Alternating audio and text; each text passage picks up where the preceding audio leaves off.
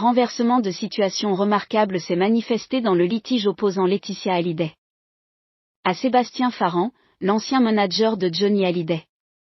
Malgré avoir été initialement condamné en première instance à verser une somme excédant les 210 000 € à ce dernier, la veuve du célèbre chanteur de rock a obtenu un jugement favorable de la Cour d'appel, tel que rapporté par l'Informé.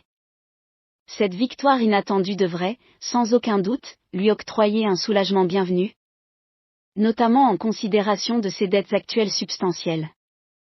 Revisitons une saga judiciaire qui perdure depuis plusieurs années.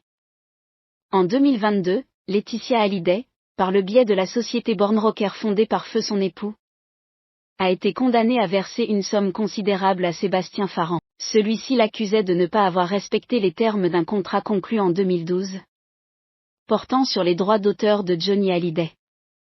Laetitia Hallyday a pris la décision d'interjeter appel de cette décision. À cet instant précis, la chance a souri à Laetitia Hallyday. En effet, la Cour d'appel a annulé le jugement de première instance et a rejeté les revendications de Sébastien Farran.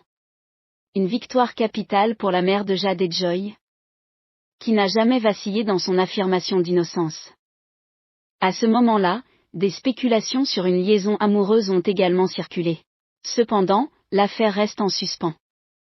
La Cour d'appel n'a pas encore fixé le montant des dommages et intérêts que Laetitia Hallyday demande à Sébastien Farran. Ainsi, un nouveau chapitre judiciaire s'annonce, mais cette fois-ci, la veuve de Johnny Hallyday semble être en position favorable. Il reste à savoir si Sébastien Farran envisagera un recours en cassation. De son côté, Laetitia Hallyday espère sans aucun doute pouvoir finalement tourner la page sur cette période douloureuse de sa vie.